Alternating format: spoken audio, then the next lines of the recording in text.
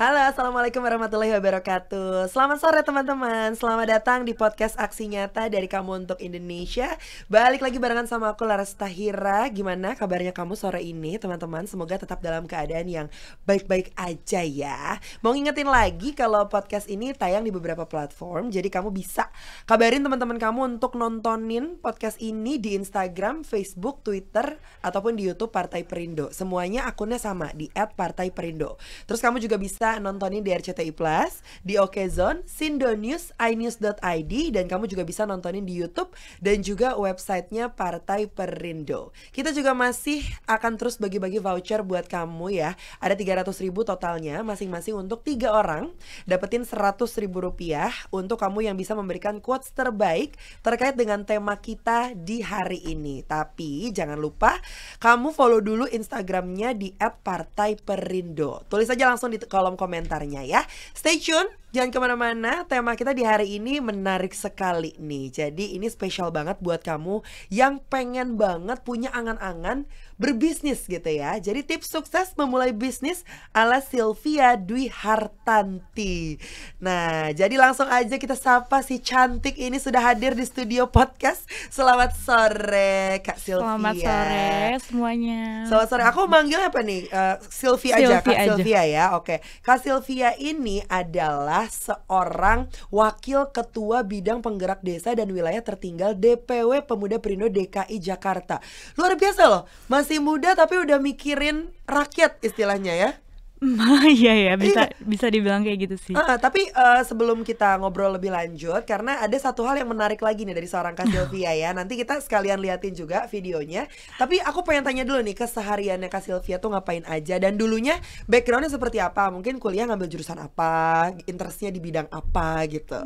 Jadi sekarang sih sebenarnya lagi kuliah juga sih, lagi ngambil kuliah? S2. Oke. Sama jurusannya S1 sama S2 ngambilnya bisnis. Karena waktu S1 itu kemarin itu sambil kerja kan. Jadi kayak gak terlalu fokus kuliahnya. Pastilah. Ya. Terus jadi sekarang lebih ke kuliah sama ngurus bisnis aja sih. Oh, bisnis. Iya. Ini bisnisnya F&B ya? F&B dari tahun? Mulai itu 2020 pas pandemi. Iya. Jadi 2020 ini Kak Sylvia ini sempat menjadi finalisnya MasterChef. Aku tuh nontonin banget MasterChef karena 2020 kan pandemi ya. Apalagi yang bisa kita lakukan selain menonton? Iya, betul kan? banget. Kalau boleh dan nonton aja ya. Betul, itu aku nunggu-nunggu banget. Pokoknya tiap weekend kan tayangnya, sebenernya. tiap sore. Dan aku tuh nontonnya di aplikasi RCTI Plus. Karena di RCTI Plus itu kan gak ada iklan. Iya. Udah gitu lengkap banget kan dari pokoknya gak ada yang di-cut-cutin deh.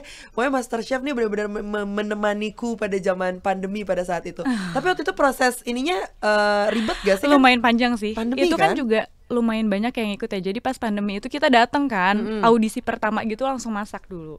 Oh ya, oke, yang masak kan? Menu sendiri ya? Iya, menu sendiri. Menu sendiri semua sih sebenarnya. Kalau gitu. akhir-akhir pas lagi udah masuk di galeri baru ada yang ditentuin. Gitu. Jadi awal tuh emang kita masak kan menu sendiri. Apa terus, waktu itu? Waktu itu masaknya apa ya? Kan biasanya dibilangnya tuh harus masak masakan andalan kamu yang paling enak iya. gitu. Waktu itu masaknya apa? Kayaknya masakan Indonesia sih. Tapi lupa ya, kebanyakan masakan yang dimasak ya. Tapi lupa sih. Cuman pas lagi di bootcamp tuh aku masak, inget banget potato gnocchi. Potato gnocchi. Gnocchi itu bukannya jamur ya? Bukan, dia kentang. Itu enoki gitu. ya, sorry maaf ya. Pada marah loh di sini penontonnya. Kentang tapi dipakai tepung gitu terus dibentuk gitu loh. Jadi kayak pasta. Oh, dia jadi kayak pasta, creamy gitu ya? Iya. Oh, waktu itu masak itu tuh di apa bilangnya ya, di bootcamp? Di galeri. Belum sampai galeri sih. Jadi aku cuma sampai 20 besar sih. Kemarin kebetulan itu. Oh, kenapa waktu itu? Gara-gara ini ya, takut ya liat jurinya ya. Jurinya kan galak-galak ya, MasterChef loh. Ya cukup menantang sih. Oh gitu. Tapi ketika memutuskan masuk politik, especially di Perindo ini gitu ya. Itu sebelum atau sesudah MasterChef waktu itu? Sesudah sih. Oh sesudah. Tuh kan udah di entertain nih jalurnya. Kok tiba-tiba memutuskan masuk agak ke politik? Masih labil sih ya. Gimana tuh waktu Jadi itu? masih bingung juga sih mau gimana kan ke depannya. Cuman emang sebenarnya fokus ke bisnis sih. Terus cuman kebetulan karena suka bersosialisasi dan berorganisasi, akhirnya memutuskan untuk mencoba di dunia politik. Tapi ada nggak sih yang men-trigger Kak Sylvia pada saat itu gitu ya, sampai akhirnya kayaknya kayak gue harus deh masuk ke politik karena gue harus bantuin ini itu dan segala macam gitu, selain memang suka bergaul gitu? Lebih ke sosial sih, lebih ke sosial. Jadi kan yang aku lihat tuh di Perindo ini juga mementingkan rakyat kecil banget ya. Terus dia juga anak mudanya tuh pada bersosialisasi banget kan. Jadi mementingkan kemasyarakatan banget. Jadi ya udah tertarik di situ. Oh gitu ya. Iya. Ini lama-lama nih ngobrol sama anak-anak muda kayak Kak Sylvia, ini aku juga jadi mulai tertarik ya untuk apabila berpolitik gitu ya. Karena kan memang harus gabung juga kan untuk membangun negara kita. Bener. Karena ya memang sekarang anak-anak muda lah ya yang. Iya kan, regenerasi itu kan pasti kan. Jadi kita sebagai generasi muda adalah penerus negara ini. Jadi kita harus aktif berproduktif.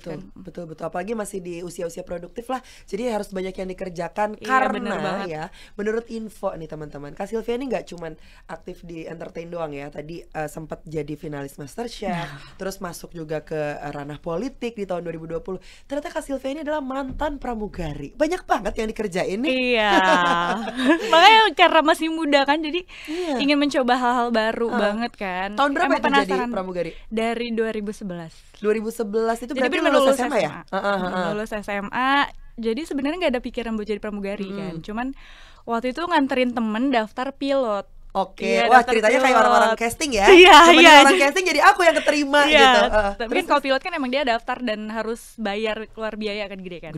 Iya, terus tapi kayak nggak kepikiran juga. Kalau jadi pilot kan kebanyakan laki ya kan. Terus pas lagi nganterin teman itu jadi pilot, daftar pilot, terus kebetulan tuh orang yang di sana di kantor gitu, Sylvie kenapa nggak coba pramugari aja gitu. Nah dari situ kok menarik nih gitu. Iya, padahal nggak ada saudara juga yang di maskapai gitu, nggak ada. Oh maksudnya nggak ada keluarga yang pramugari sebelumnya gitu. Nggak ada. Terus ya udah akhirnya aku cari informasi kan. Pas tes pertama langsung masuk sih, alhamdulillah. Jadinya udah jalannya begitu gitu. Berarti itu lulus SMA sempat ini dulu ya dong ya, nggak langsung kuliah ya, berarti kerja dulu tuh. Iya, kerja dulu. Jadi kerja dulu, terus kayak mikir kan kayak nggak bisa kayak gini aja nih ya kan. Terus sempat kuliah itu di 2012 atau 13 ya. Jadi aku 2 kali juga ngambil S1.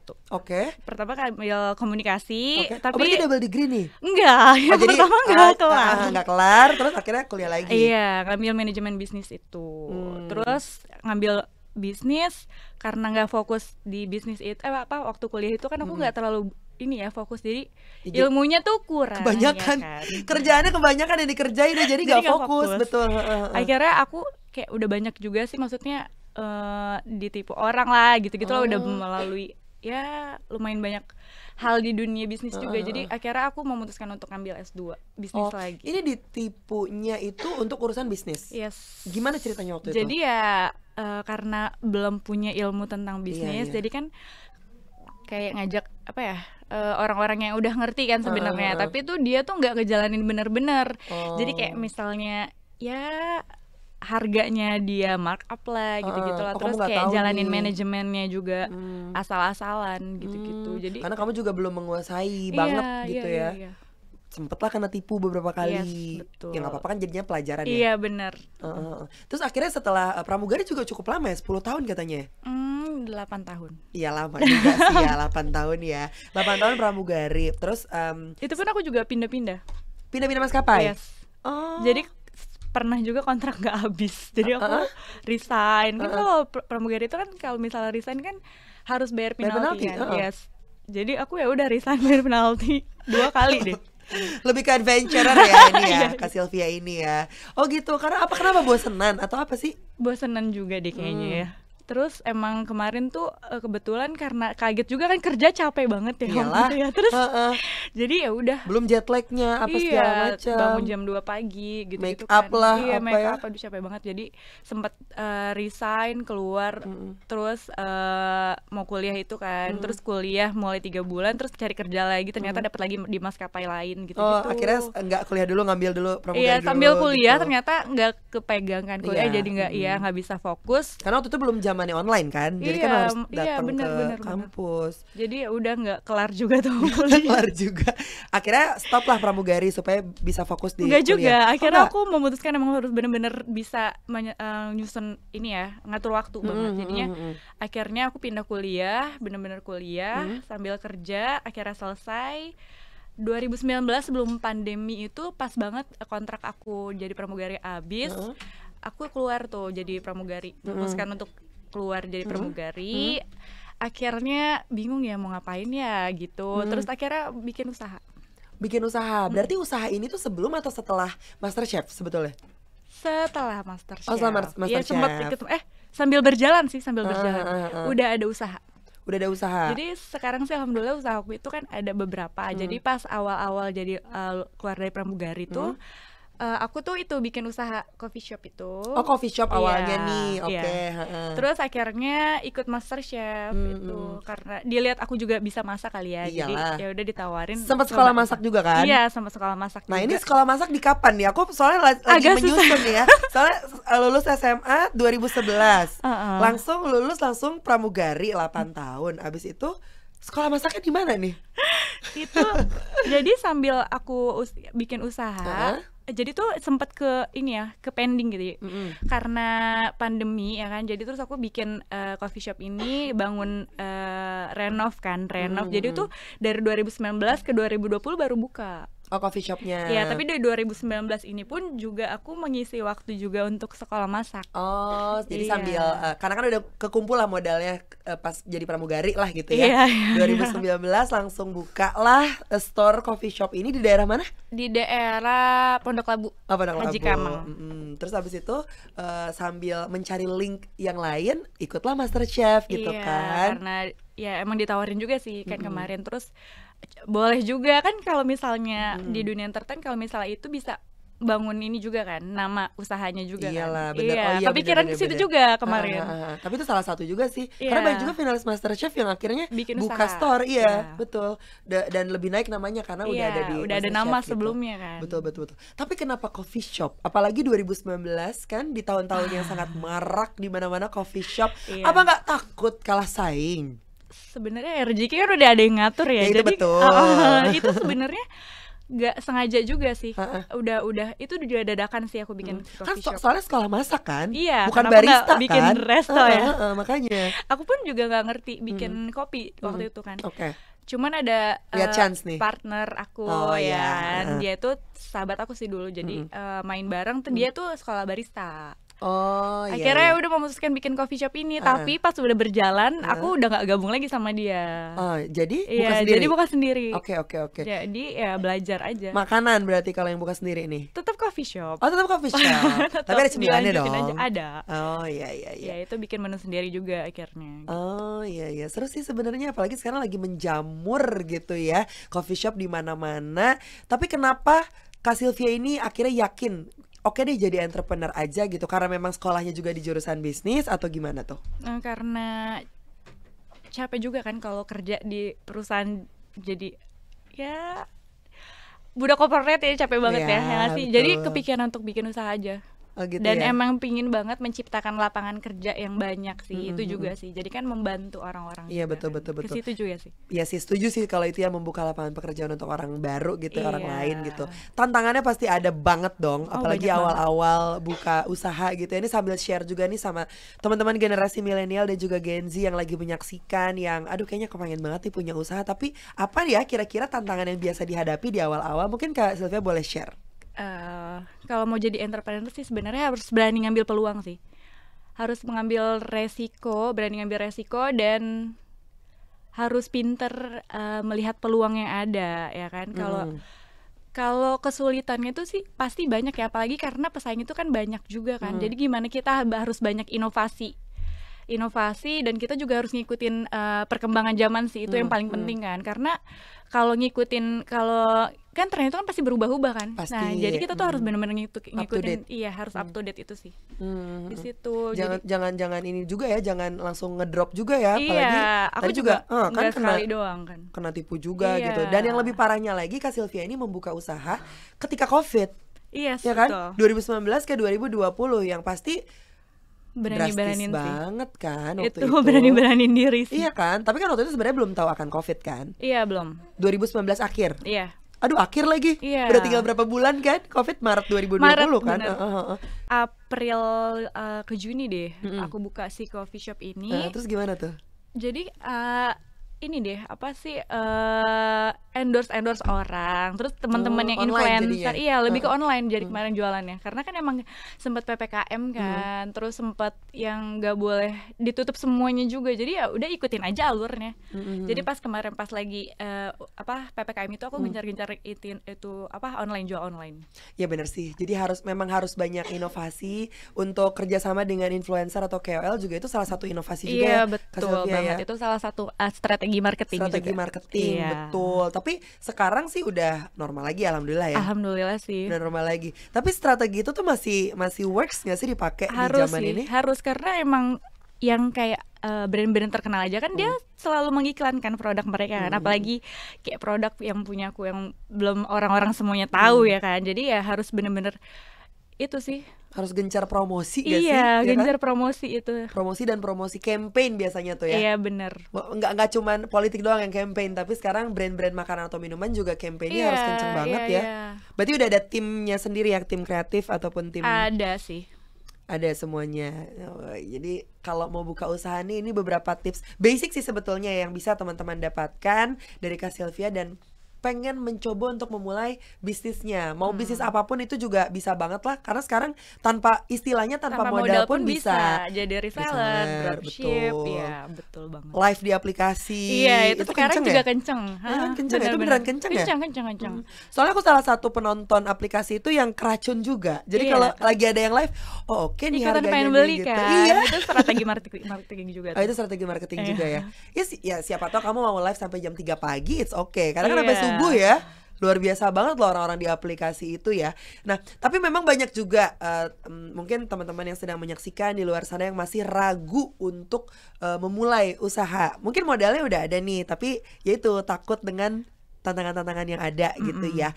Terus waktu itu apa nih persiapan dari Kak Sylvia? Mungkin pada saat itu oke lah, let's say udah ada modalnya. Apa yang membuat Kak Sylvia ini berani, oke gue akan buka store deh, bakal jadi the real entrepreneur deh gitu. Ya jangan takut untuk memulai sih yang pasti itu. Iya. Ya kan, karena kalau kita nggak mulai itu kan kita nggak akan tahu kan gimana nantinya kan. Jadi ya kalaupun emang nanti ada masalah-masalah di depan, tantangan di depan, itu kan bakal jadi pembelajaran dan akan menjadi lebih baik. Yang pasti jangan putus asa aja juga. Iya betul. Kayak gitu sih. Itu sih sebenarnya. Iya, sebenarnya simple. Bener. Cuman kan memang banyak ya yang kayak oke lah gue udah ada modal, tapi aduh gimana ya? Ada yang nggak ngerti juga, Itu, ya itu kan? sih yang paling penting. Kalau nggak ngerti kan kita bisa cari profesional untuk membantu kita kan. Jadi kan ada investor pasif, ada investor aktif kan. Kalau mau belajar kita harus yang jadi investor aktif kan, kalau kita punya modal ya kan. Jadi sambil belajar gitu. Itulah beberapa tips dari Kak Sylvia ya buat kamu yang pengen memulai karir menjadi seorang entrepreneur. Ya kalau memang ada modalnya nih, investornya mungkin dari orang tua sendiri ya, nggak ada Iya, salahnya untuk kamu menjalankan asalkan konsisten. Iya, ya konsisten kan? itu juga sih. Konsisten itu yang paling penting, kunci dari seorang entrepreneur gitu. Nah ini sebelum kita lanjut ke pertanyaan selanjutnya, aku mau ngeliatin satu video ya. Jadi ini reminder lagi buat teman-teman yang mungkin pada saat itu, oh ternyata aku nontonin Kak Sylvia nih di MasterChef. Coba kita lihat di satu videonya ini ya.